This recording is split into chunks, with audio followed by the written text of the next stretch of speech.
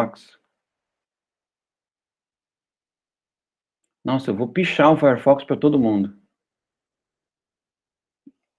Vou fazer um post no meu Twitter. Ó, o Pedro de novo. Tudo bem? Não, Pedro. O que tem passado? Tá tudo certo. Que bom. Mudou agora o Google Meet, né? Tá diferente. Mudou um pouco. Eu baixei um navegador novo também, baixei o Chrome para ver se não trava. Ah, você não usava o Chrome, não? Não, usava o Firefox. Vamos ver. Aquele, eu tava acompanhando, Uhum. você mostrou um livro aí.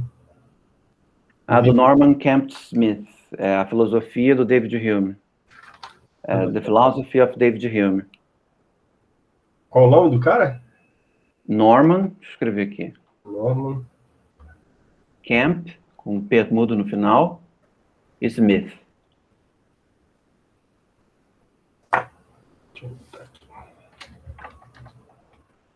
Só que eu, por exemplo, não gosto muito da interpretação do Norman Kemp Smith, não.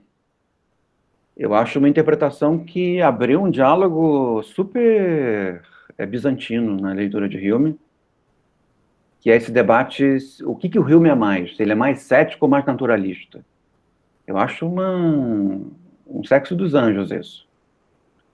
Mas se vocês lerem como investigação sobre Hume, é legal.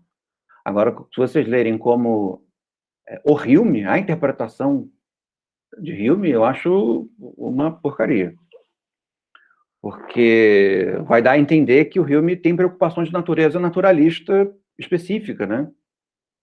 Como se o Hume fosse um cientista natural. E não é o ponto do Hume, não é fazer uma ciência natural.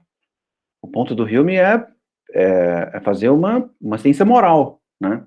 E essa ciência moral tem elementos naturais, tem elementos céticos, tem... Gosto do livro do Deleuze sobre Hume. O problema do livro do Deleuze sobre Hume é o problema de todos os livros do Deleuze, né? De que é o Deleuze pensando Hume, que não tem nenhum problema para mim. Mas eu acho a interpretação do Deleuze sobre o Hume muito boa. Mas é uma interpretação que transforma o Hume num filósofo contemporâneo. Eu não vejo mal nenhum. Mas, do ponto de vista canônico, não serve muito como interpretação do Deleuze. Não serve muito como interpretação do Hume, né? O Norman Kemp Smith tem uma interpretação do Hume. Ele julga o seguinte, ele julga que o sentido da obra do Hume é uma investigação naturalista. De maneira assemelhada a que se pode encontrar em naturalistas do século XVIII e do século XIX. Ele está vivenciando na filosofia o mesmo projeto de ciência natural global que os biólogos, os pesquisadores sobre evolução estão procurando. E é claro que em tempos sombrios como o nosso, né, o naturalismo é uma beleza, mas o naturalismo também é uma espécie de obscurantismo, né? Pelo menos no que diz respeito à possibilidade de se investigar a natureza a partir de formas conceituais, né? Então, por isso, eu acho que o interessante do Hume é esse equilíbrio que há entre naturalismo, entre ceticismo, entre epicurismo. Ele consegue encontrar um equilíbrio interessante para produzir uma filosofia da natureza humana. Percebe? É uma filosofia natural da natureza humana, não uma filosofia natural. Desculpa, é uma filosofia da natureza humana natural. Não uma filosofia natural da natureza humana, eu inverti, tá? É uma filosofia da natureza humana que valoriza o elemento natural. Não a filosofia natural que engloba a natureza humana. Em termos da ciência natural do século XVIII. Então, nesse sentido, a interpretação do Kemp Smith, ela abre, e é um pouco, ela capturou um pouco o debate, né? O Don Garrett, o Kemp Smith, eles mais ou menos capturaram o debate, e eu, ironicamente, costumo chamar esse debate de tabela nutricional do Hume. é saber o que no Hume é carboidrato, o que no Hume é lipídio, vitamina A, que é um tipo de obsessão que é muito comum na academia norte-americana. Eles são muito preocupados em saber qual é a proporção de cada coisa num autor.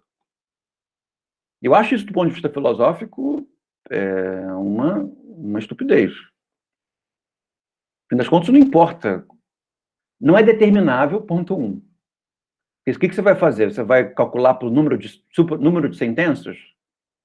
Essa sentença naturalista, essa sentença estética. Aí você soma e aí decide o que ele é mais. Eu acho isso um serviço filosófico, né? Mas vocês vão encontrar, e o livro do Campbell Smith é um livro muito bom para isso. Mas tem outras virtudes esse livro também é uma investigação rigorosa sobre o Hume, né? Para além da interpretação, que eu acho que é tendenciosa e que vicia o debate, há uma investigação sobre a filosofia do Hume que é muito rica. Então vale muito a pena a leitura.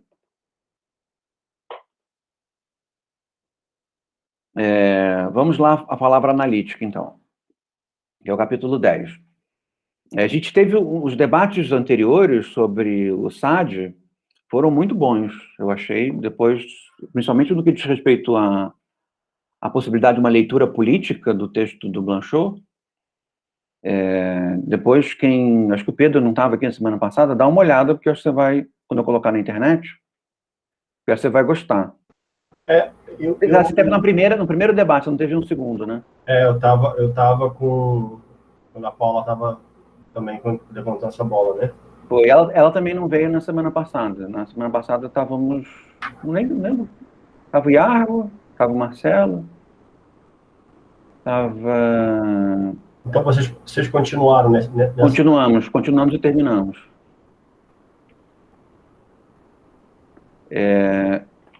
Então vamos lá.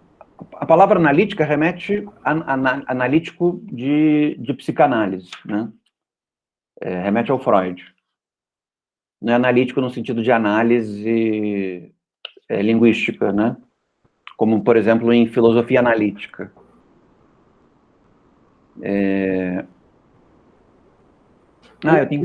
Esse termo de filosofia analítica, ela surge de onde? Surge do Hume mesmo? O analítico? Filosofia analítica? Não. Surge já na Inglaterra do século XX. É um termo que surge num ambiente intelectual, digamos assim, em que as duas grandes estrelas são o Frege, que é o ambiente inglês, né, a influência do Frege na Inglaterra, e o Bertrand Russell, em que eles começam uma escola de filosofia que beneficia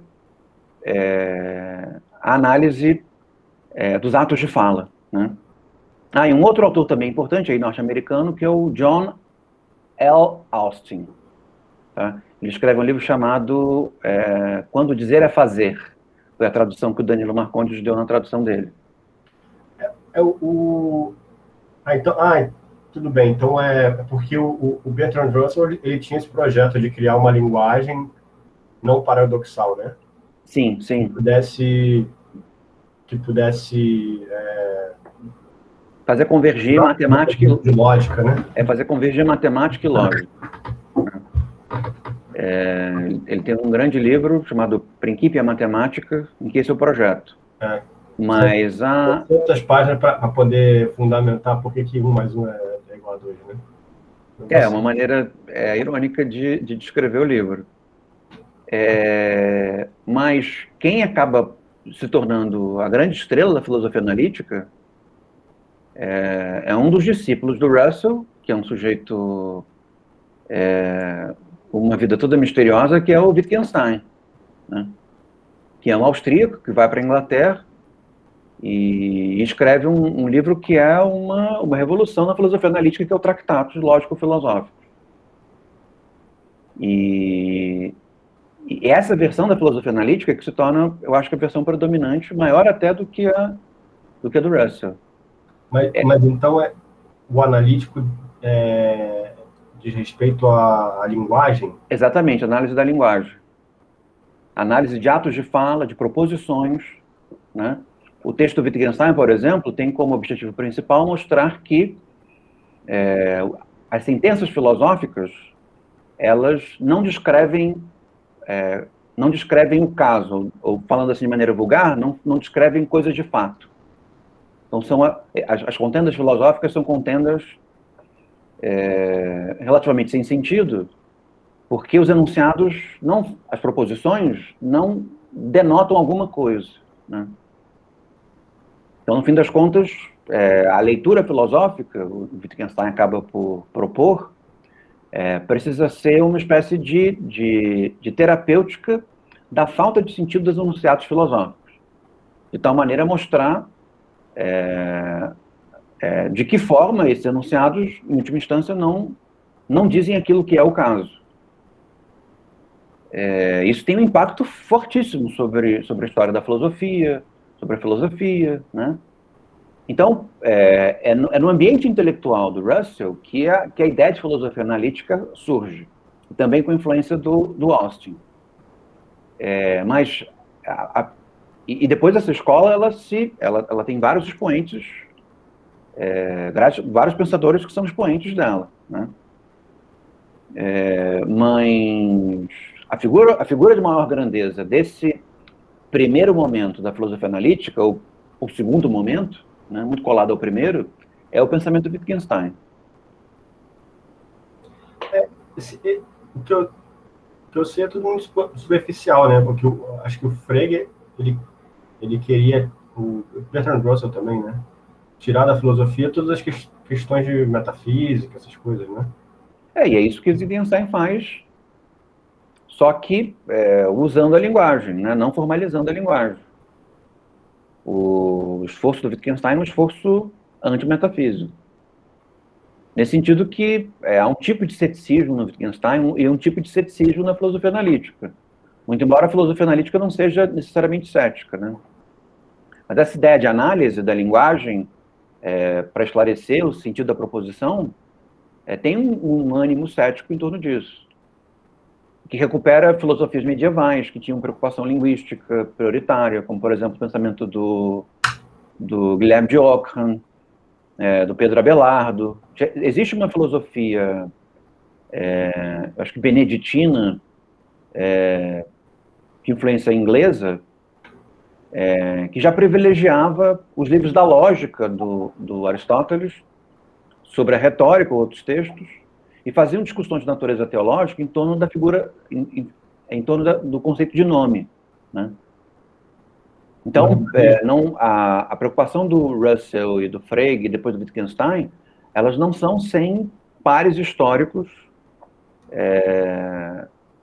sem inscrição histórica, né? Existe uma inscrição histórica, inclusive de influência inglesa, de preocupação com uma filosofia dos nomes, né, da linguagem propriamente dita.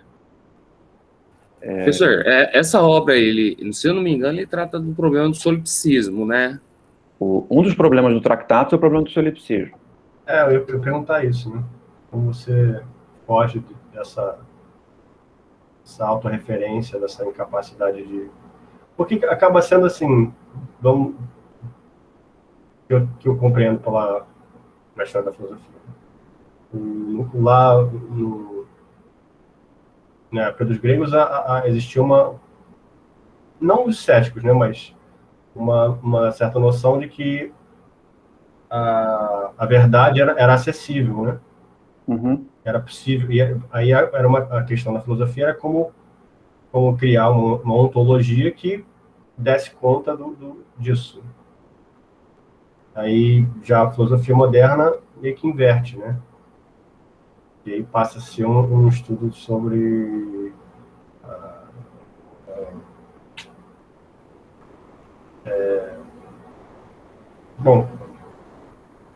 sobre epistemologia, né?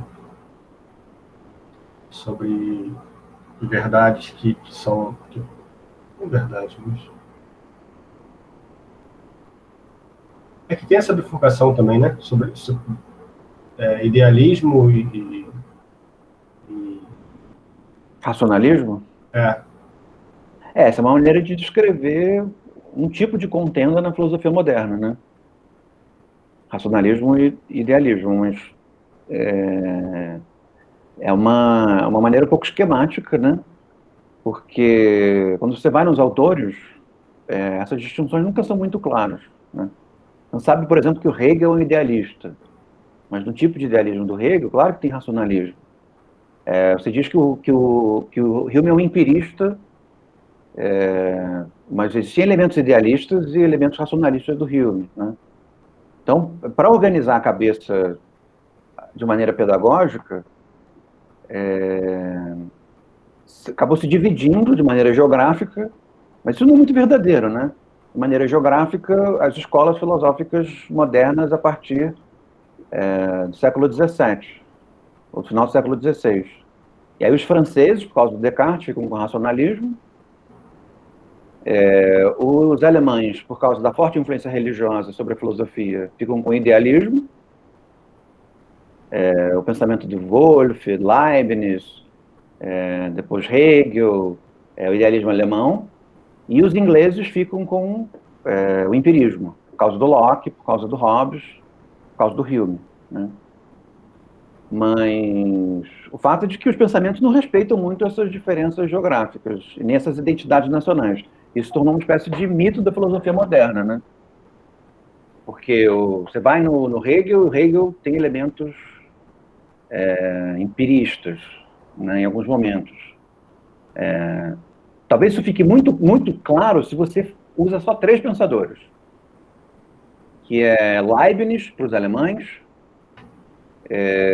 Descartes para os franceses e Locke para os ingleses. Aí fica idealismo para um lado, racionalismo do outro e empiristas na península, né?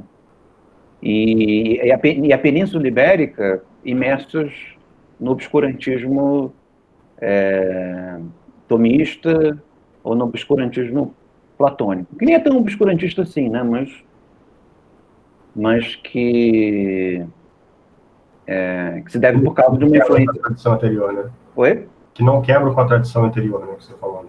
Não quebram. Eles permanecem muito vinculados à interpretação, dizem, né, árabe, dos textos antigos, do tipo de vínculo que os árabes estabeleceram, e aí a teologia também em torno disso, né?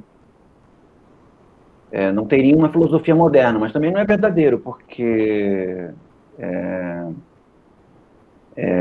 tem, por exemplo, Antônio Sanches, que é um cético português, tem uma filosofia cética no ambiente português, né? Então, essas organizações de cabeça, via de regra, elas acabam frustrando uma observação mais próxima, né? Mas, nesse sentido, nas filosofias contemporâneas, a filosofia do século XX, a filosofia analítica, ela surge, ela não é um empirismo, mas ela surge, digamos assim, no ambiente intelectual que teria como preponderância o empirismo filosófico. Mas não é verdade de maneira completa, porque também tem um platonismo muito forte na Inglaterra, né? Então, digamos que a filosofia analítica é uma espécie de mistura de platonismo com um platonismo inglês com empirismo, né?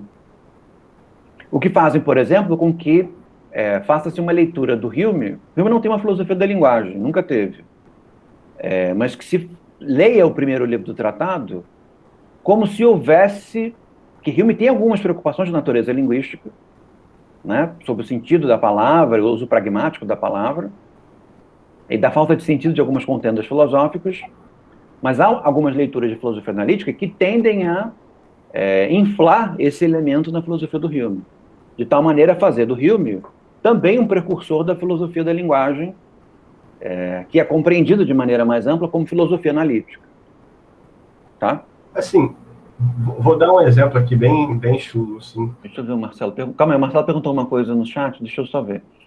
Professor, eu particularmente não conheço alguém defendendo o solipsismo. Você conhece como pesquisador? Olha,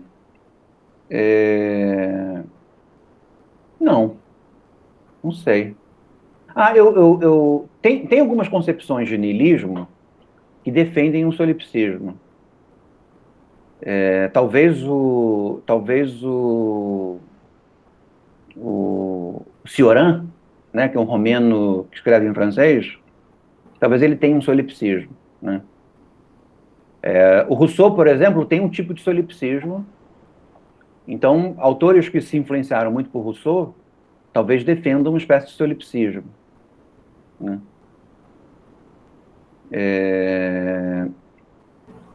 A influência de Agostinho também, né? O Rousseau sofre muita influência do Santo Agostinho. Pensadores mais próximos do Agostinho acabam tendo alguma simpatia pelo solipsismo. Mas é difícil o solipsismo ser um solipsismo puro, né?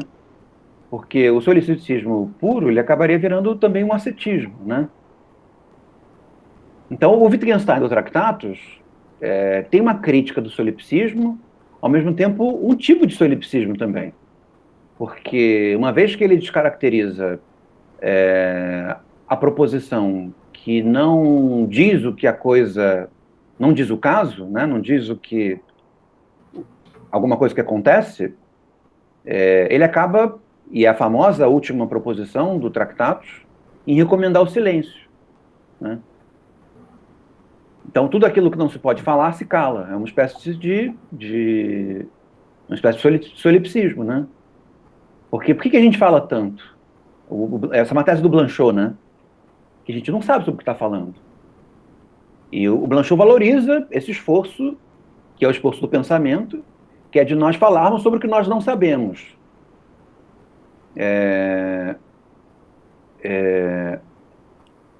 Então, se eu repreendo nós falarmos sobre o que nós não sabemos, eu devo viver de tal maneira a não vivenciar o esforço do pensamento nesses termos, você pode dizer que há uma espécie de solipsismo. Tem um livro que eu tenho aqui, que agora me surgiu à cabeça. Cadê? Que é um livro sobre Wittgenstein. Onde eu botei essa porcaria? Não é uma porcaria de livro, só porque eu não estou achando. Acho que o nome dela é Lúcia Faustino. Eu não estou achando onde eu coloquei o livro. Deixa eu ver aqui. Procurem assim, Wittgenstein e Faustino. Wittgenstein, Faustino. A experiência invisível. Uma introdução ao Tractatus de Wittgenstein. Silvia Faustino. Ela mais ou menos desenha os contornos do tipo de solipsismo que haveria no Wittgenstein. Mas um solipsismo puro... A experiência o quê? A experiência indizível.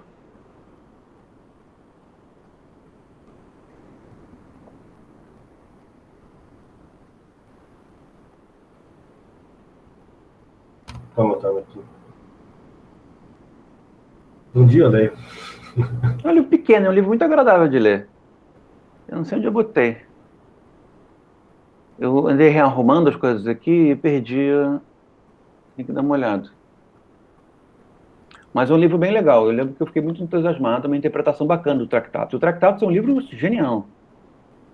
Eu acho que está tudo errado, mas é um livro genial. Ele é muito dogmático, né? E a filosofia analítica não quer dizer que ela seja uma filosofia cética. Ela tem, digamos assim, um ambiente intelectual cético, tem uma postura cética, mas ela diz o que é a filosofia necessariamente, diferencia a filosofia de outras coisas, diz que a filosofia deve ser algo, percebe? E tem uma espécie de persecutoriedade filosófica, né? Isso não é filosofia, isso não é filosofia, percebe? Tem uma espécie de ânimo inquisidor, né? Ela é meio persecutória, com que ela não considera uma proposição, alguma coisa que não realiza o esforço de uma proposição clara, né? Claro que é ótimo que se faça proposições claras, né? Mas daí a perseguir proposições obscuras tem uma distância muito grande.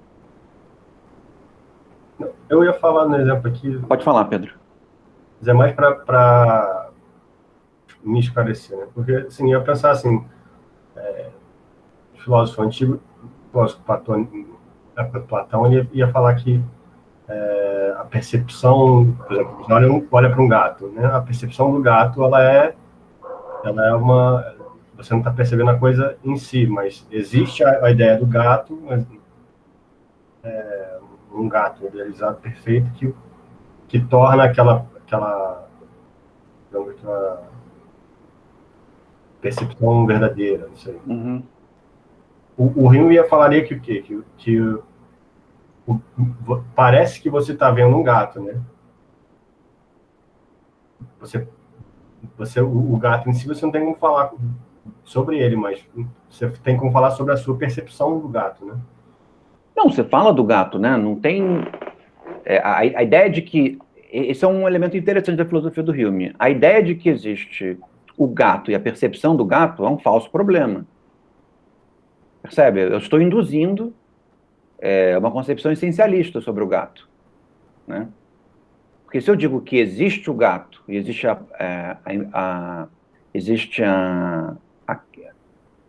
aquilo que eu percebo do gato, isso já é um passo para o idealismo, né? Julgando que existe aquilo que eu percebo e existe o mundo daquilo que eu não percebo. É o que vai dar, por exemplo, no tipo de idealismo transcendental do Kant, né? Para o Hume isso é um falso problema. Para o Hume, o gato é a experiência do gato. Percebe? Mas para o Hume, vamos dizer, você só tem acesso à experiência do gato. Esse é o problema que o idealismo acaba nos induzindo a dizer que nós só temos acesso.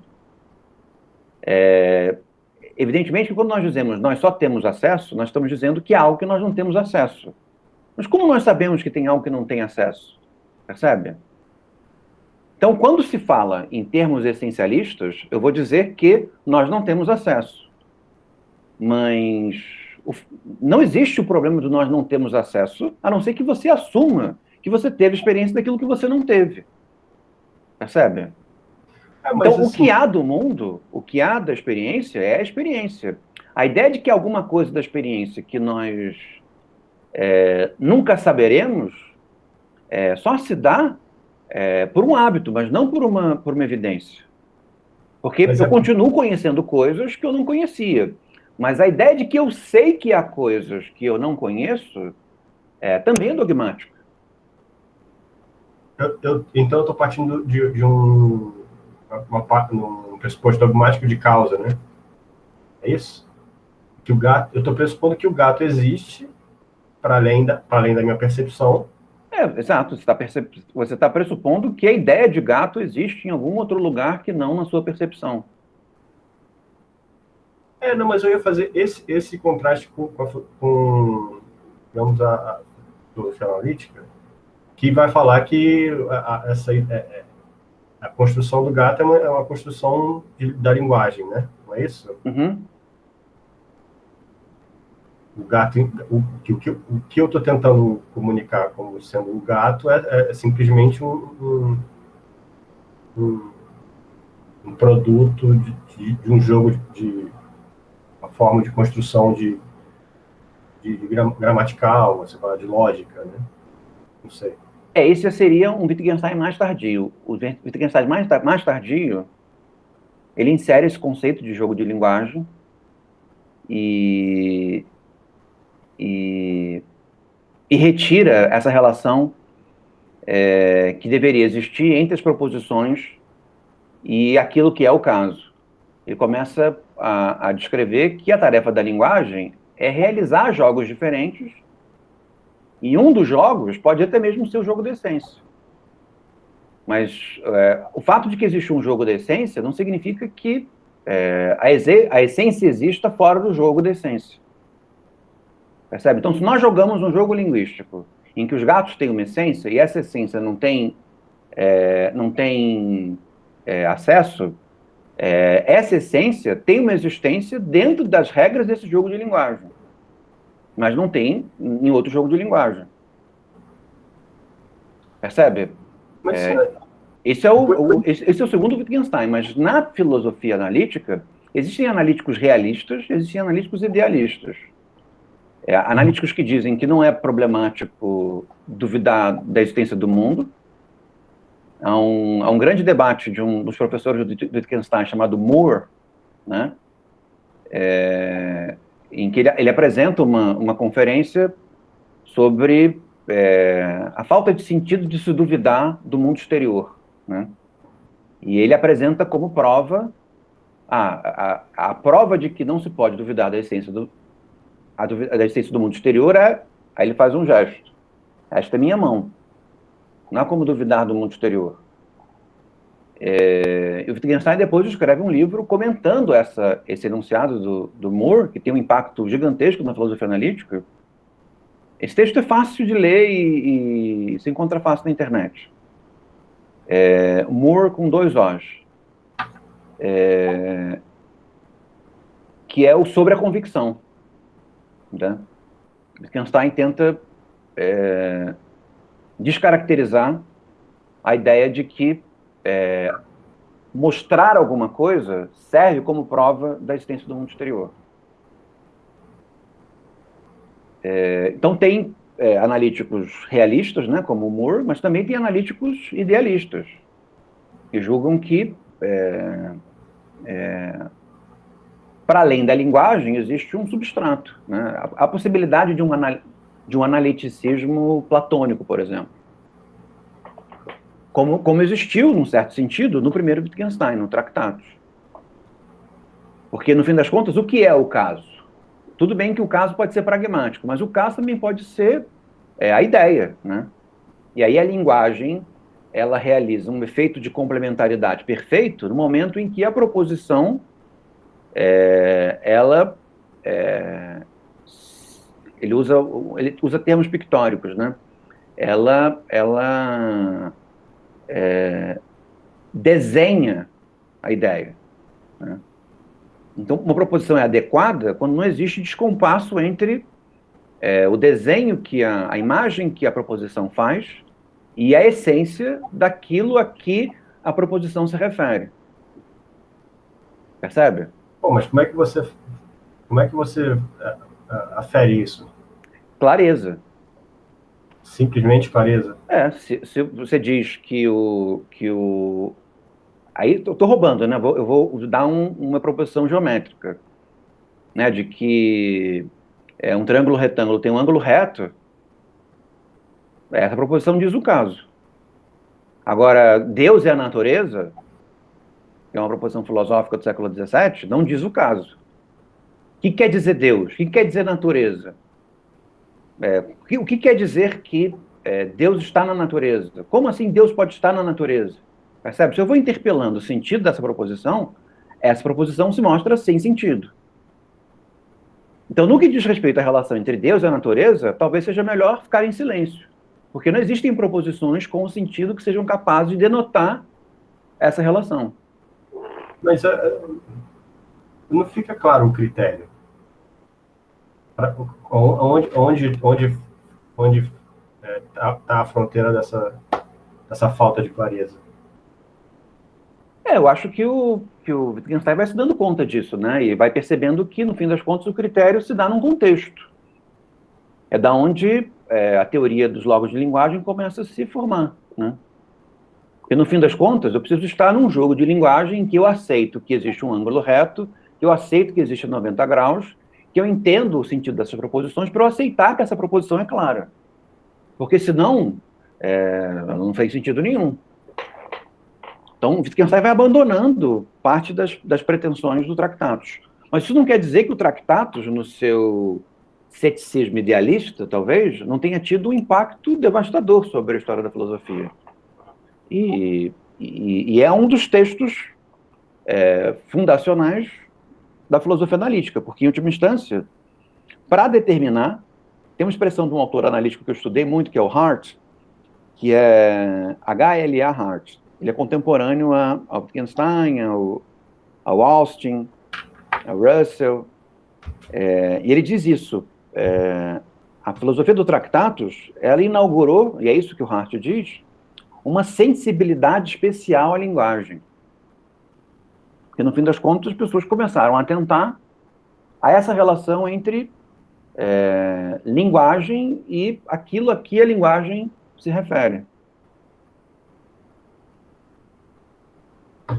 Mas assim, por exemplo, o Hume, ele não faz, digamos, ele não lança mão da linguagem para se valer do, digamos, você não, para você compreender o Hume, você não precisa, é mais intuitivo, eu acho. Você consegue entender, digamos assim,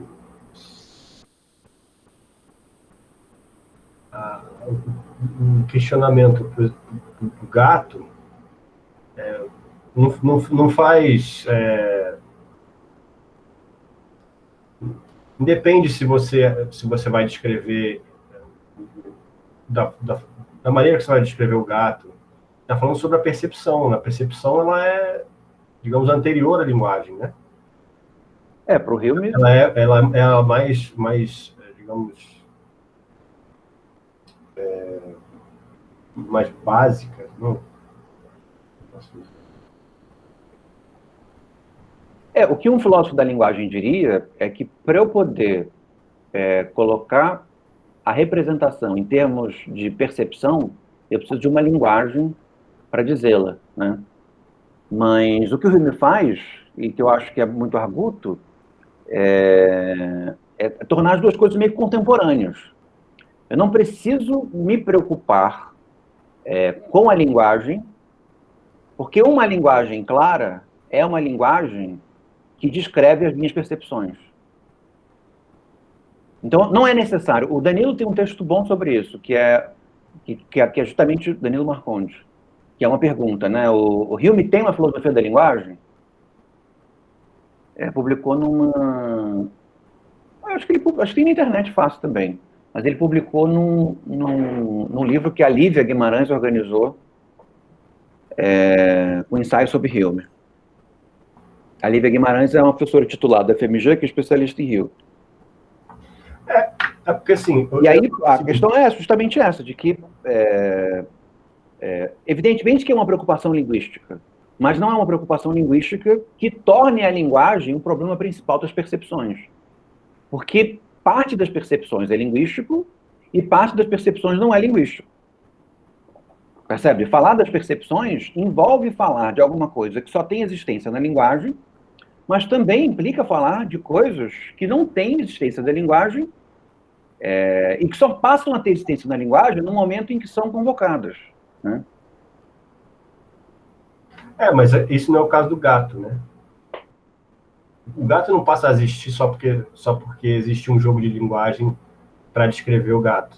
Não. O fato de que as pessoas aceitam que, olha, tem um gato ali e essa é uma proposição clara e todos aceitam, isso não é um critério para dizer que o gato existe, que o gato está ali, né?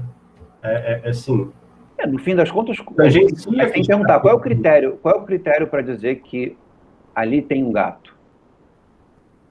Pois é, mas aí você vai ficar nessa digressão. Então, mas é inegável que tem algo de linguístico nessa dinâmica. Mas não tão somente linguístico, né? Existe alguma coisa além do linguístico que dá substrato à crença na existência do gato. Percebe? Então, quando o Hume diz que o que nós temos acerca do gato é a crença na existência do gato, não quer dizer que existe um mundo para além das nossas crenças. Percebe?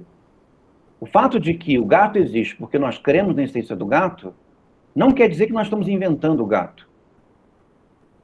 Não quer dizer que o gato só tem uma existência linguística, não quer dizer que o gato existe além do gato. Só tem que ver com o fato pelo qual nós reconhecemos a existência de alguma coisa é crendo nessa existência. E como nós somos capazes de crer nessa existência? Ele vai descrever um processo que, nos seus rudimentos, é meramente cognitivo. Esse é o aspecto naturalista dele, né? Poderia ser lido como um aspecto naturalista. Se você fosse tomar,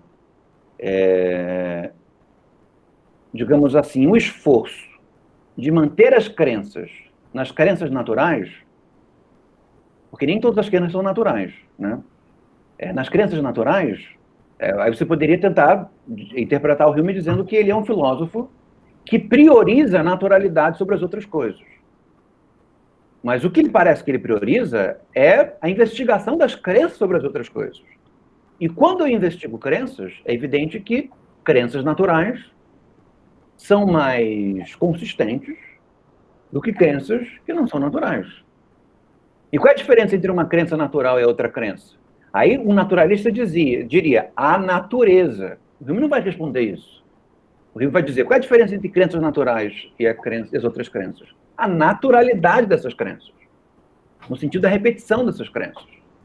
Então existem crenças que são tão próximas, tão frequentes, que se impõem de tal forma que é o caso de chamá-las naturais. Existe uma convergência entre o natural e a natureza. Mas não existe o conceito de natureza antes que nós admitamos essa naturalidade, percebe? Então, o conceito de natureza, ele não é amplo e abarca aquilo que é frequente. Ele é um tipo específico de descrever de modo abrangente o que é natural. Percebe? Mais ou menos. A diferença seria a diferença entre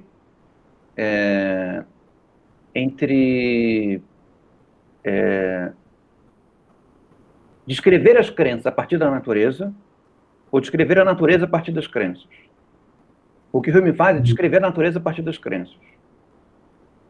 Sim. Porque descrever as crenças a partir da natureza seria colocar o carro na frente dos bois. É tudo bem, é tudo pautado nessa intuição, nessa ideia. Intuição que eu digo, essas crenças naturais que você fala, digamos, a persistência da percepção, ou a percepção repetitiva. A continuidade, né? Mas, assim, o Hume faz essa distinção entre esse conhecimento sintético e analítico, né? Ele não faz essa distinção é a distinção do Kant. Mas há autores que apontam no tratado alguma coisa próxima a essa distinção. E alguma coisa próxima a essa distinção é a distinção entre relações entre ideias e relações de fato. Mas não é necessário para o Hume que as relações entre ideias não sejam temporais, né? As relações entre ideias, elas dependem da experiência tanto quanto as relações de fato. A diferença entre uma e outra é que quando eu mobilizo relações entre ideias, é como se a experiência não fosse uma influência maior. Então, que tipo de relação é uma relação entre ideias? O ângulo reto do triângulo retângulo. Que relação é uma relação entre ideias? É o 360 graus do círculo. Que existe um gato preto não é uma relação entre ideias, é uma relação de fato. Percebe? Então, não existem juízos analíticos para o Hume. Existem juízos que possuem um efeito analítico, tal como 1 e 1 é igual a 2. Mas tão somente, né? Então, o regime da relação entre ideias, para o Hume, fica adstrito à matemática e à geometria, no máximo. A ideia de que todo ser vivo morre, já não é mais um juízo, não é mais uma relação entre ideias, é uma relação de fatos.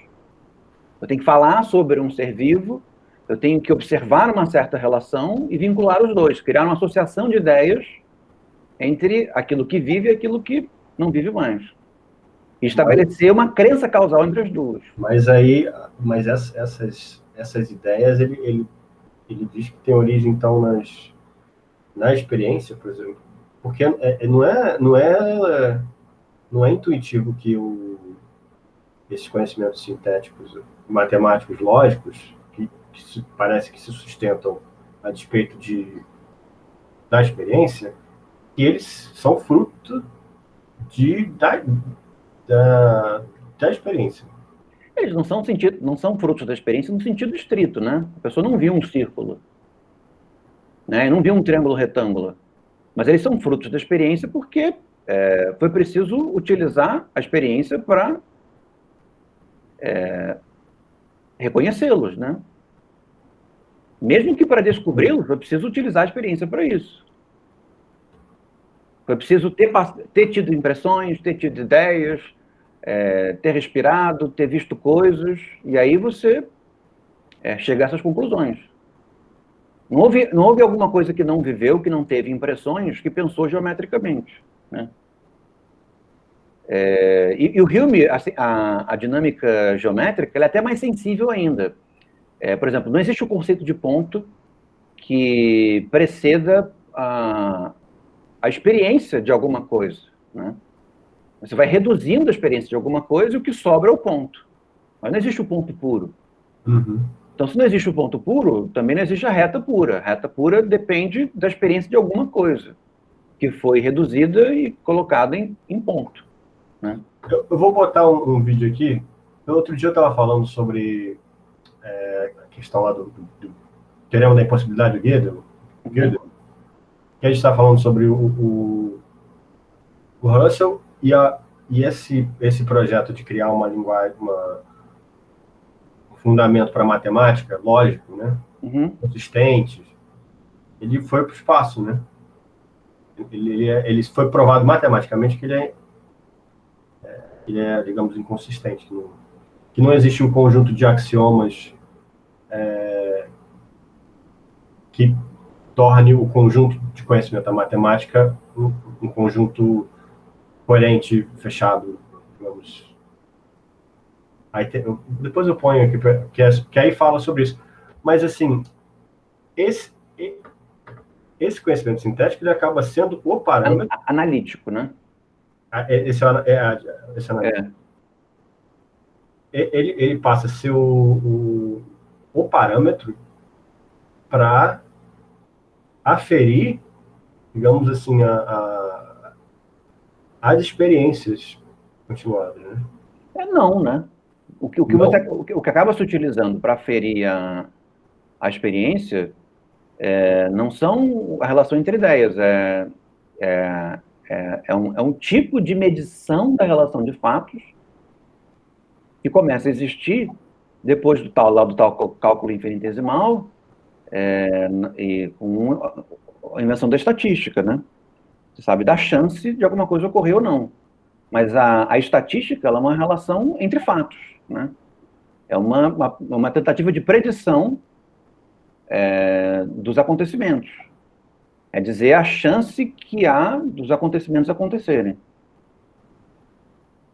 Mas o Hume não pensa nesses termos, né? Ele não pensa em termos estatísticos. A probabilidade para ele é uma probabilidade comum. De senso comum, mas assim... Não, é uma probabilidade... não é do senso comum, mas uma probabilidade comum. A coisa tem que parecer consistente. Ou seja, ela tem uma certa sociabilidade, uma certa pragmática da consistência, né? Então, se você diz que a ponte tem 75% de chance de cair, não é com isso que as pessoas vão lidar. E pouco importa que a gente saiba disso. A gente tem que olhar para a ponte e perceber se ela dá medo ou não dá medo. Percebe? Mas você estava falando do Wittgenstein. E a clareza das proposições. A forma que ele usa deve ser baseada nessa ideia, no conhecimento, digamos, analítico, né? Na lógica, na matemática. Para o Wittgenstein, sim. Mas não é tão somente, porque o Tractatus também tem questões de natureza ética, né? Então, existe uma certa existência atemporal dos sentidos que não se dá tão somente com relação à geometria matemática. Existe um certo campo do sentido nele mesmo, que é o que a clareza da linguagem acaba buscando, né? Não é, para ele a inspiração é claramente matemática, a exploração claramente é o princípio matemático do Russell, né? Uma certa convergência entre lógica e matemática, mas o Tractatus não para nisso, né? Na verdade, a grande questão não é geométrica nem matemática, é saber se a linguagem tal como se utiliza, se ela passa na prova da referência, percebe? E ele julga que há enunciados, eu dei exemplos geométricos e matemáticos, que é um roubo, mas ele julga que há enunciados que fazem essa referência. Então, nem tudo aquilo que nós dizemos é o caso, mas ele julga que há aquilo que nós dizemos que é o caso. Ele não está propondo o silêncio completo.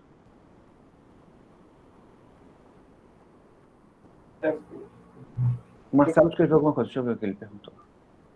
Is a whole. Professor, as crenças naturais, eu me demonstro na reflexão filosófica, são falsos. Mas queremos por causa de instinto. Estou ganado para finalizar? Ele não fala de instinto, né? Instinto é uma noção meio difusa e difícil de lidar.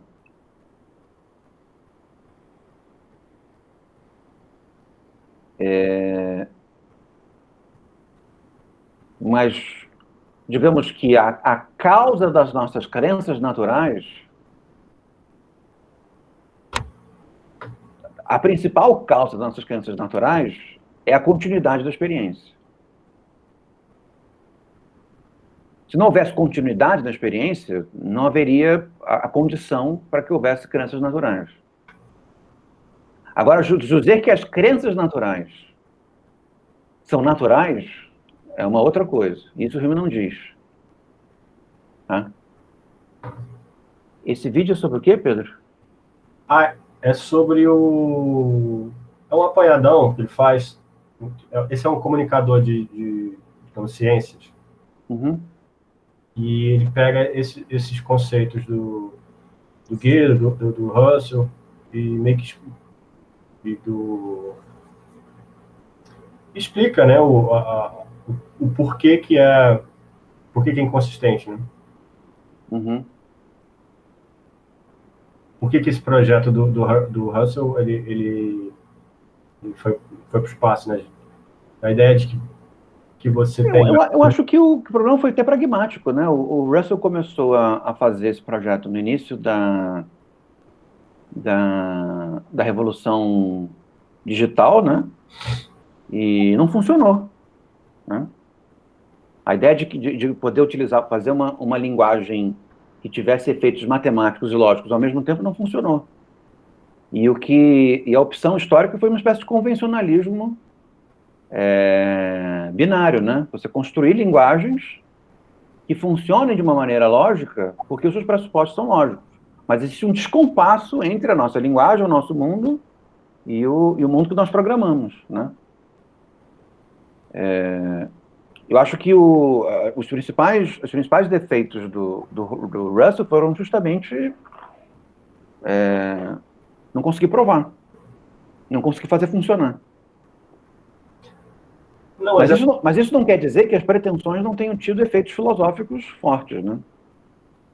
E eu não sei, mas a matemática ela também se desenvolve muito nos equívocos, né? Pois é,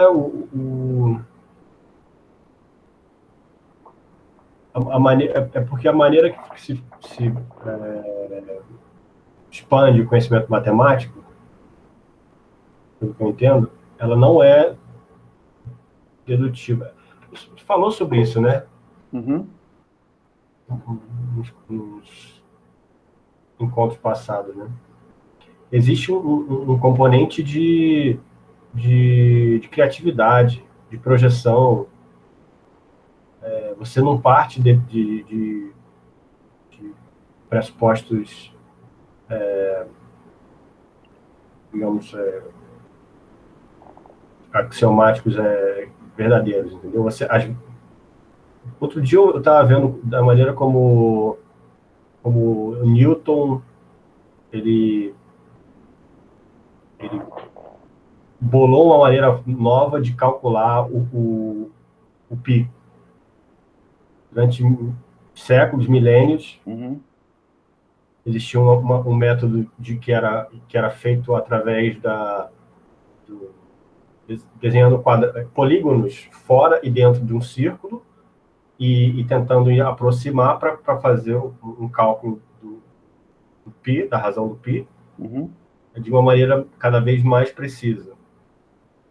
Aí ele bolou um jeito de fazer isso através do triângulo de Pascal, que é um triângulo que você vai somando os números acima e abaixo. Só que ele projetou isso para números negativos. Ele fez uma projeção. Uma coisa que não parece que não teria lógica. E ele inventou... Ele criou, ele inventou, ele projetou. Ah, e se eu fizesse isso aqui? Se eu fizesse dessa maneira? Será que é consistente? Será que é... Você está querendo dizer que a matemática ela também é experimental, né? Às vezes, assim, ela é porque um dos resultados que aconteceu na matemática no século XX é a questão do paradoxo, né? O paradoxo, ele digamos, é consistente. Esse problema do Russell, de tentar eliminar os paradoxos, de tentar criar uma linguagem que não permitisse paradoxos ou incoerências, fracassou mesmo.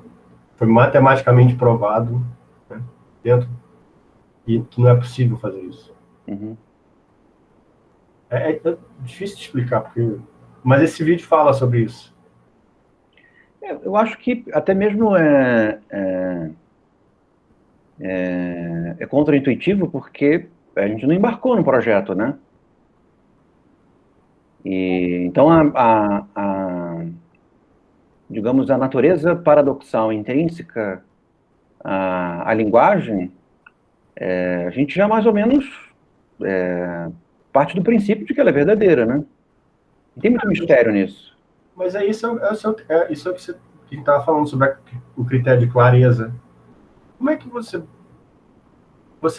você vai encontrar questões que são paradoxais, e esse critério de clareza não faz sentido? Não, você não encontra um critério de clareza que não tem um elemento paradoxal, mas o fato de dele ter um elemento paradoxal não quer dizer que ele não sirva como critério, né? A questão é pedir do critério mais do que um critério é capaz de dar. Se você pede do critério mais do que o critério é capaz de dar, você está fazendo a pergunta errada. Percebe? Você está exigindo de uma certa operação alguma coisa que essa operação não pode entregar. O problema não é da operação, o problema é da sua demanda. Então, querer que a crença na existência do gato não tenha um elemento paradoxal intrínseco é uma exigência sem sentido, né? Agora, a grande questão é o quanto de paradoxo se deve admitir por um critério. Porque, evidentemente, que há critérios menos paradoxais do que os outros. Há critérios mais claros do que os outros, né? Então, aquele que afirma que o gato que está na minha frente não está na minha frente, e aquele que afirma que o gato que está na minha frente, percebe? Ambos são paradoxais. Mas uma tem uma obscuridade que a outra não tem. Mas parece que tangencia a questão. Fica sendo uma convenção. A gente se juntou aqui e é a maneira que a gente vai aferir. Não, mas a gente não consegue fazer isso. Não existe essa... É uma convenção, mas essa convenção, ela não é arbitrária, né? Ela demanda uma certa convergência cognitiva dos participantes, mas não existe uma ágora, não existe para a maior parte das questões, né? Não existe uma ágora em que se decide quais são os critérios que são claros ou não. A gente vai dependendo do contexto, né? Então, existem circunstâncias em que tal critério é mais ou menos paradoxal do que o outro. Mas se você muda a circunstância, se altera, né? Se eu for numa convenção de físicos e digo que o gato que está na minha frente não está na minha frente, talvez eles achem mais claro e menos paradoxal do que a afirmação: o gato que está na minha frente está na minha frente. Ou usar como Moore, né? Essa mão é minha. Olha a minha mão, o mundo existe. Dependendo de onde eu vá, isso não serve como prova da existência do mundo exterior. Dependendo de onde eu vá, isso serve como prova da crença do mundo exterior. Dependendo de onde eu vá, precisar de uma prova da existência do mundo exterior é ridículo. Percebe? Já traz consigo um falso problema. Então, o fato de alguma coisa ser convencional não quer dizer que ela seja arbitrária, que ela possa ser imposta por uma simples convenção, né? Essa convenção tem uma natureza problemática de se fixar e, ao mesmo tempo, não é sólida, né? Ela varia dependendo do momento, do lugar, das pessoas, né? E também da tarefa que se quer executar. Porque tem certas tarefas que nós não admitimos certos enunciados excessivamente paradoxais. Então, se eu quero levantar uma ponte, não é o caso de conversar com, sei lá, espinosistas. Porque eles não entendem sobre a chance de cair. Mas, ao mesmo tempo, se eu quero estabelecer a convergência das vontades das pessoas com relação a alguma coisa, talvez não seja o caso de eu perguntar para os construtores de ponte, né? Então, o fato de ser difícil estabelecer um critério não quer dizer que seja impossível estabelecer um critério. E o critério tem como seu significado intrínseco uma certa como eu posso dizer, uma certa precariedade, né? Todo critério é precário, mas nem todo critério é igualmente precário. E aí, como é que nós sabemos quando um critério é mais ou menos precário que o outro? Nós precisamos saber o contexto a qual esse critério está envolvido. Wittgenstein diz isso, o segundo Wittgenstein, das investigações filosóficas, ele diz isso do ponto de vista linguístico. Mas o Hume já diz isso do ponto de vista linguístico perceptivo, né? Em que não é preciso fazer a linguagem assumir uma força imperiosa para que nós, linguisticamente, não possamos utilizar uma linguagem perceptiva que dê conta de elementos não linguísticos. Professor, eu acho que o cerne da questão é a questão do Círculo de Viena, né? A escola, o movimento intelectual lá da Áustria, né? Que o aluno do Max Planck fundou, né? O Moritz Schlick, né? O indutivista Carnap também, né? Que contribuiu, o Neurath. Então, cada um contribuiu, né? Fez uma concepção, né? De mundo, né? Eles publicaram um manifesto, né? E o Wittgenstein e o Russell participaram desse movimento intelectual, né? O positivismo lógico, né? Uma das fontes um tipo de kantismo, né? O de neocantismo que se desenvolve nesse Círculo de Viena. Mas é isso, né? São as fontes que vão redundar na filosofia analítica, né? Mas se você for procurar a filosofia analítica no Círculo de Viena, você não vai encontrar. Você vai encontrar preocupações que depois vão estar presentes na filosofia analítica, né? Então, se for traçar a história digamos assim, as influências históricas da filosofia analítica, você vai encontrar o Círculo de Viena e depois você vai para o Kant. E vai para os neocantianos acho que é Marburgo, né? Que são os neocantianos lógicos, né? que existem vários tipos de... A filosofia do Kant é muito extensa, tem vários tipos de neocantianos, né? E houve um tipo de neocantismo muito popular, que é o neocantismo lógico, ligado a essa escola, que é a escola de Marburgo, e que tem uma influência muito forte sobre o Círculo de Viena, que depois vai redundar nessa filosofia inglesa e americana. Então, isso também é interessante, porque a filosofia que aparece no Círculo de Viena, ela não tem esse componente que se torna importante para a filosofia analítica, que é o que nasce com a filosofia do Austin, que é esse filósofo norte-americano que inventa a filosofia dos atos de linguagem. Nesse livro, que é um livro pequenininho e muito importante, né, que, digamos assim, faz parte da tabela nutricional da filosofia analítica, que é o How to do Things with Words. E o Danilo traduziu como fazer coisas com palavras. John Ele escreveu Outras Mentes, né? Se não me engano. Também. Ah, entendi. Eu lembro. É a teoria dos atos performativos, de fala. Exatamente. Os atos performativos, não performativos. Esse texto é muito importante para a filosofia analítica.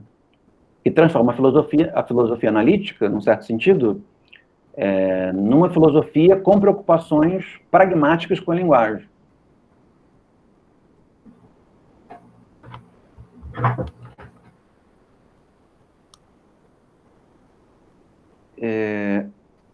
Engraçado, né, que a gente falou muito de analítico, mas num sentido de analítico que não é o sentido analítico que o Blanchot utiliza no capítulo 10. Isso foi curioso. É que eu tava com... Mas, ao mesmo tempo, são questões que envolvem a filosofia analítica, né? Num certo sentido, porque a filosofia analítica ela também tem isso, ela induz, num certo sentido, não a solipsismo, mas ela induz a impasses, né? Então, por exemplo, essa pergunta, existe a mente dos outros homens? Percebe? Isso é um impasse. Não tem como provar a existência da mente dos outros homens. Mas o fato de eu não conseguir provar a existência da mente dos outros homens, isso tem algum problema? Isso tem alguma grande consequência? Não tem uma grande consequência, mas é um problema imenso para a filosofia analítica, né? A filosofia analítica ela tem, digamos assim, uma certa disposição bizantina, né? De ficar presa a problemas que são exclusivamente linguísticos, né? E isso faz com que a concepção de analítico que há na psicanálise seja uma concepção que rivaliza fortemente com os tópicos de filosofia analítica. De tal maneira que poderia até mesmo dizer que há uma oposição subjetiva, talvez, entre o modelo de subjetividade que está presente na psicanálise e o modelo de subjetividade que está presente na filosofia analítica. Pode falar, Pedro. Não, o Marcelo estava falando sobre o solipsismo, né? Não é um solipsismo, mas é uma digressão quase infinita. É uma... O que é uma digressão quase infinita? É esse questionamento que leva a um outro questionamento, que leva a um outro questionamento, que leva a um outro questionamento. Ah, sim, é o que faz, por exemplo, com que os filósofos analíticos gostem muito, no Platão, dos diálogos aporéticos. Por exemplo, o Sofista é um diálogo aporético, em que Sócrates fica perguntando para o sofista como ele sabe o significado das palavras. Aí Sócrates vai mostrar para ele que ele não sabe, e vai dizer que tem o mundo das ideias. Mas, no fim das contas, se eu indago pela linguagem, em função da linguagem, eu chego a rua sem saída, né? E, nesse sentido, a filosofia da linguagem é cheia de ruas sem saída. E eles se amarram nessas ruas sem saída. É isso que é mais ou menos isso que eu estava querendo dizer do gato, né? Porque o Hume faz uma... ele não se prende a essas questões, né? Ele se vale de uma certa intuição uma certa, digamos, um questionamento sobre o epistêmico, que mais baseados sobre a sensorialidade, né? Que seria anterior à linguagem, né? E é anterior à comunicação, à concatenação das percepções. Sim, e o Hume, inclusive, no final do livro primeiro, do tratado, ele narra uma espécie de crise filosófica dele. E essa crise filosófica lembra muito uma crise filosófica induzida analiticamente, nesse sentido inglês, né? Em que ele começa, isso não, sim, com relação a questões que são perceptivas, mas que se mostram em termos linguísticos, e sobre o sentido final dessas perguntas, né? E aí o que ele começa a narrar é não mais as questões, mas o efeito que essas questões têm sobre aquele que caminha com elas, que é a tal da crise melancólica do Hume, né? Em que chega um momento em que as perquisições filosóficas, elas, digamos assim, tendem a um certo dogmatismo. Esse dogmatismo tende a uma certa aporia, e essa aporia leva o filósofo à melancolia. E aí é quando o Hume, digamos assim, nutricialmente se torna mais cético, em que ele diz, diante da melancolia induzida pela filosofia, um filósofo deve ser capaz de abandonar a filosofia e ir à vida comum. Porque a vida comum funciona como um remédio, um antídoto à melancolia a qual a vida filosófica induz. E ele diz, aí nesse momento eu parei de escrever, peguei meus livros, joguei na fogueira e saí para tomar vinho e jogar gamão. Porque chegou um momento em que aquelas perguntas não faziam mais sentido para mim.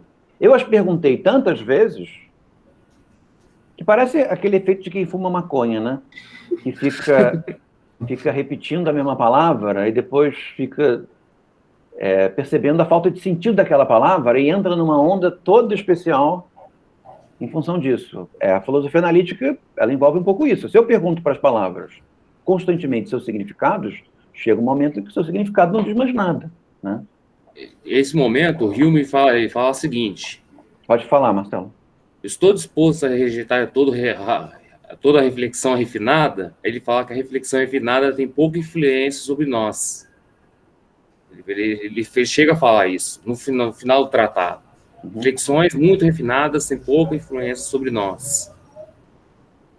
Então, você está disposto a aceitar todo o raciocínio mais refinado e elaborado, as conclusões desse raciocínio refinado, ele vai para essa conclusão, né? A melancolia. Aí ele diz, reflexões muito refinadas têm pouca influência sobre nós. É lindo esse trecho, o final do livro primeiro. E também é interessante, porque é um livro lógico, no sentido de fazer uma espécie de gramática perceptiva, né? É um livro analítico, no seguinte sentido, de que ele julga que os filósofos dogmáticos usam as palavras com imprecisão. É o caso de buscar, como diria o Wittgenstein, claro que com Grano Salles, né? Mas como busca o Wittgenstein, uma certa correspondência entre a experiência e a palavra que se utiliza para falar da experiência, mas, ao mesmo tempo, é um livro que reconhece que, se esse esforço de adequação for levado ao seu exageramento, o resultado é a falta de sentido desse esforço. O que faz com que todo o sentido da filosofia perca o sentido. E aí esse é o momento em que é o caso de jogar os livros à fogueira, não um jeito fascista, né, de jogar os livros à fogueira. Você vai não está se livrando do conhecimento, né?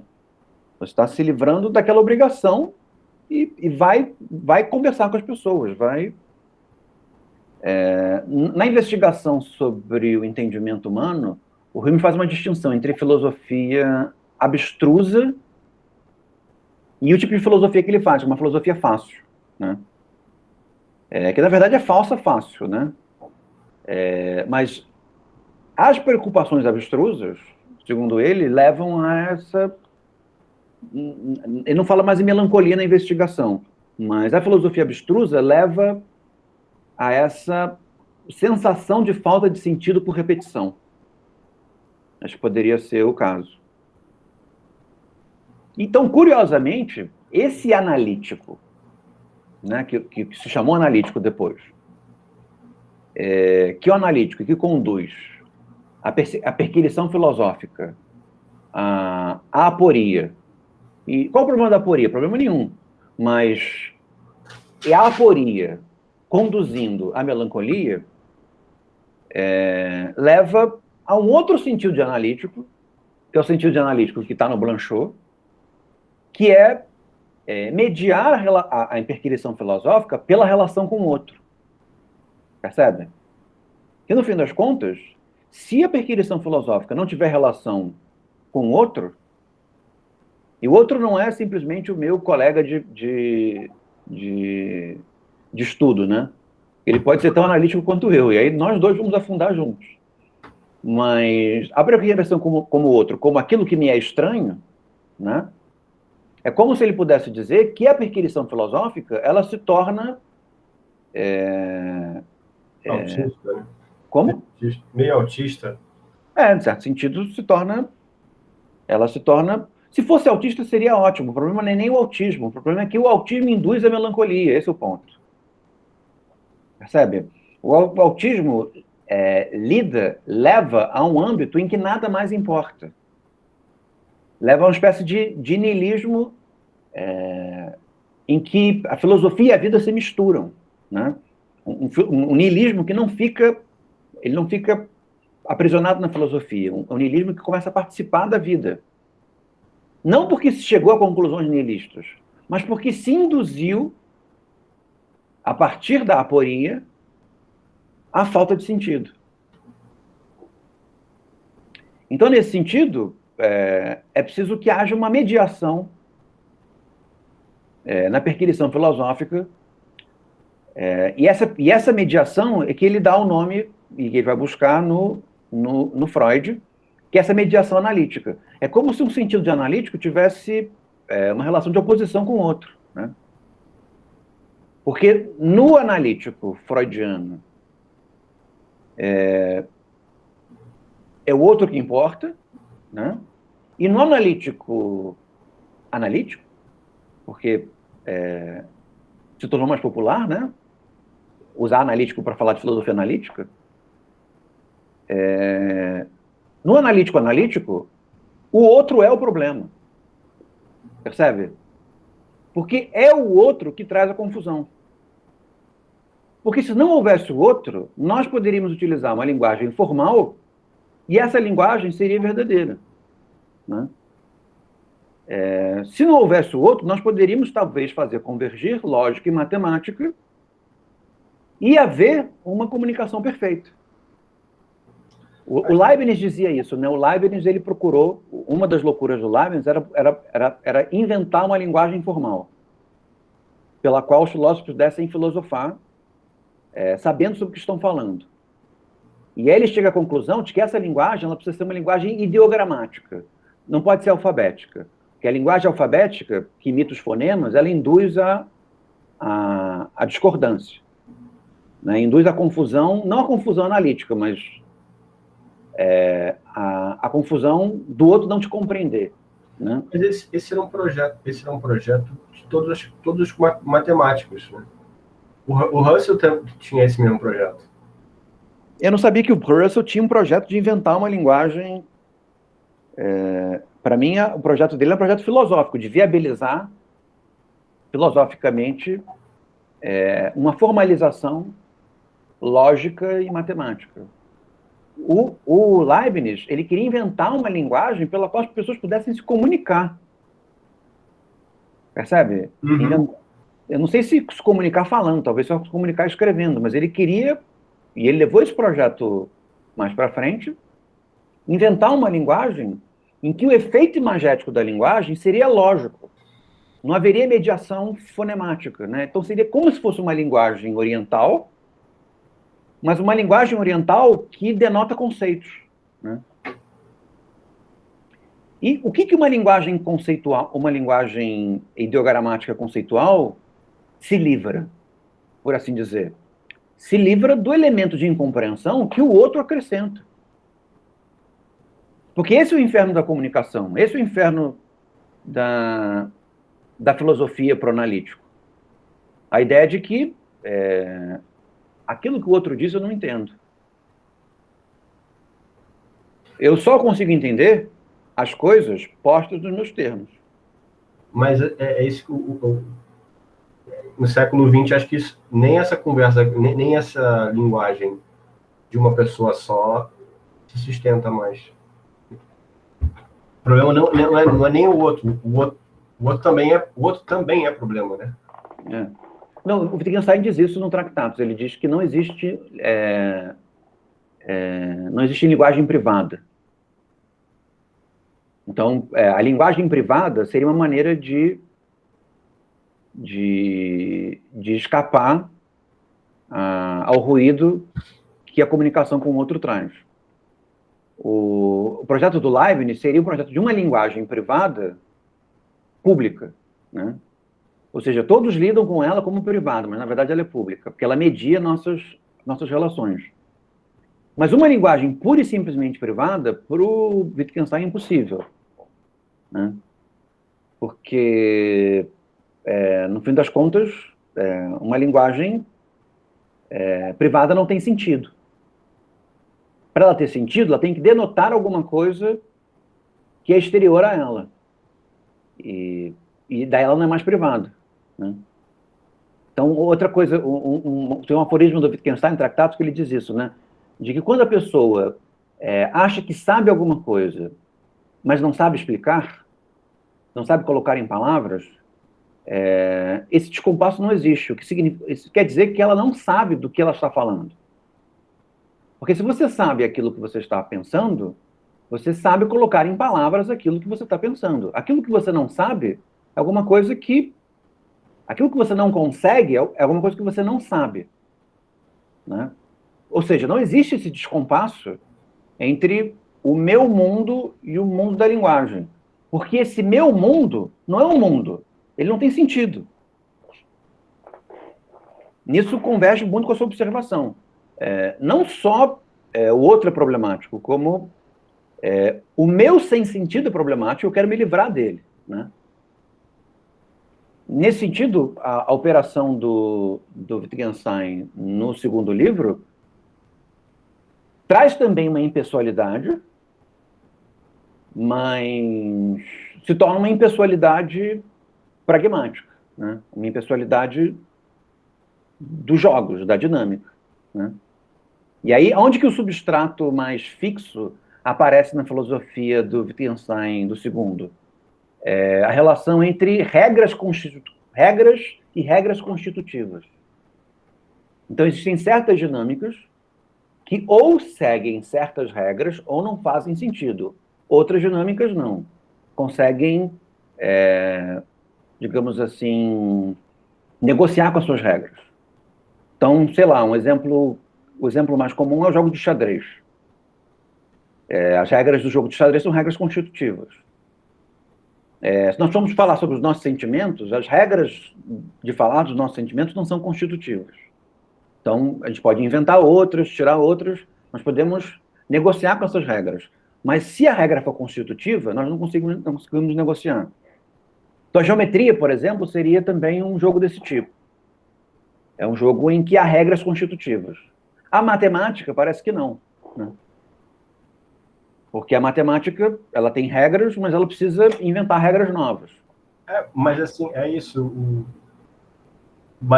Parece que as descobertas matemáticas, elas não são frutos de regras constituídas.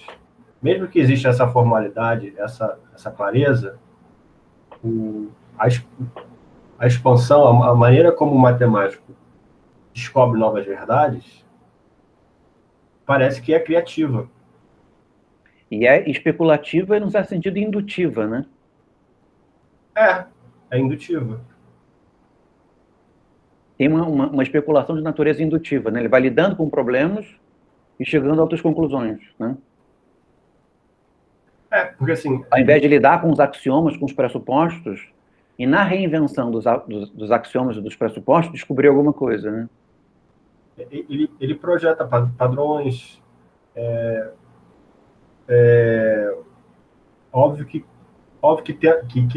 tem sempre esse esforço de coerência, né? De não entrar em contradição com o que já foi constituído, com as regras constituídas. Mas existe a possibilidade da verdade matemática paradoxal. É como a linguagem comum, né?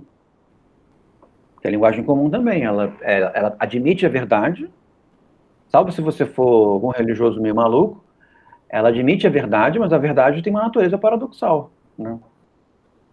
Ela não vale para sempre, não vale para tudo, né? Ela tem um certo âmbito de abrangência. Professor... E é engraçado, desculpa, Marcelo, deixa eu só completar. É engraçado que no âmbito contemporâneo isso é muito explorado, né? E é explorado de uma maneira meio cínica. Porque uma vez que verdades são contextuais, desafia-se o significado da verdade sem perceber que a relação entre a verdade e o contexto ela é necessária, né? Por exemplo, a coisa das vacinas. A gente sabe que as vacinas têm uma chance de matar, mas é uma chance residual. Nesse sentido, no contexto em que a verdade sobre as vacinas vale, a chance residual é uma chance desprezível. Ou seja, vacinas não matam, mas nós não podemos afirmar que elas nunca matam, mas que a chance dela matar é uma chance residual. Um cínico lida com essa natureza da verdade dizendo que vacinas matam. Não, vacinas não matam. É que é da natureza da verdade, no contexto em que esse enunciado vale, é da natureza da verdade, vacinas não matam, existia um elemento paradoxal nessa frase, que é vacinas não matam, mas não se conhece o futuro. Esse é o ponto, né? Ou seja, pode ser que aconteça do ponto de vista intelectual. Nós temos que admitir, do ponto de vista intelectual, que há chances paradoxais contrárias ao enunciado. E aí, novamente, um cínico toma isso de maneira relativista e diz, isso quer dizer que vacinas matam. Eu comprei quando teve aquele colóquio do David Hume, da FMG, um dos convidados foi o Simon Blackburn, né? Esse é sensacional. Eu comprei um livro aqui dele, On Truth. Que bacana. E bonito. Ele fala sobre essas teorias da verdade, né? A teoria da correspondência, da coerência, a pragmática, né? Da escola do pragmatismo, e a última que ele fala é a deflacionista. E a verdade que ele defende, digamos que é uma verdade que foi que houve, digamos, um processo de intuição, de investigação, digamos, honesto, diligente, porque essas outras teorias, né, da correspondência, e a verdade é o que é o fato, né? Na verdade são os fatos. É mais do que o que são os fatos, né? Os fatos, você sempre pode questionar a correspondência entre a verdade e fatos. E a da coerência também, né? A coerência você pode ter uma construção que é coerente dentro de si, né? Que faz sentido, mas que é completamente descolada dos fatos, né? Da realidade em si. Uhum. Você queria falar, Marcelo? Eu te interrompi? Perdão, eu também me interrompi. Se eu não me engano, o Princípio Matemática foi um livro que o Russell escreveu baseado no lado da teoria do Cantor, se eu não me engano. Uhum. O Cantor, ele desenvolveu uma teoria sobre o infinito, se eu não me engano, eu ouvi falar, e o Russell descobriu uma falha nessa teoria do Cantor. E o Cantor acabou enlouquecendo, ele acabou parando no hospital psiquiátrico. Tadinho. É sério.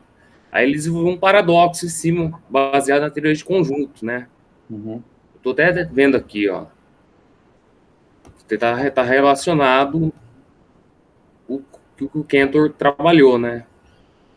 E é um livro bastante complexo, né? Um tratado, né?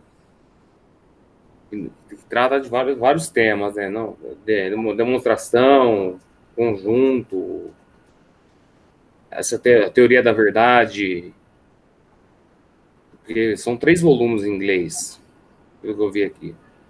O vídeo que eu botei fala sobre isso. Fala sobre o Cantor, fala sobre o Russell, fala sobre o Neumann. É um tour de force, né? Vamos ver. Será que eu consigo expor para vocês? Deixa eu ver. É grande, assim, 20 e poucos minutos. Mas É grande? É grande. É porque é bastante coisa, mas... Depois eu vejo sozinho. Vocês veem que é bem interessante. Tá. Gente, vamos... então, começar o capítulo na semana que vem, então.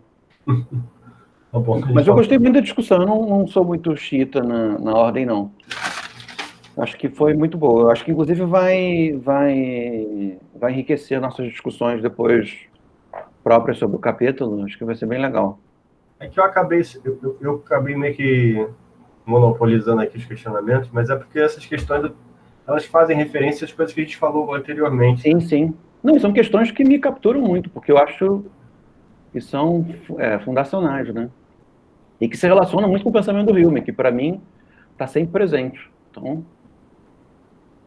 eu posso estar lendo Blanchot, mas meu Blanchot é sempre meio humeano. Então tá bom, gente. Vamos descansar. O coração é sempre do Rio.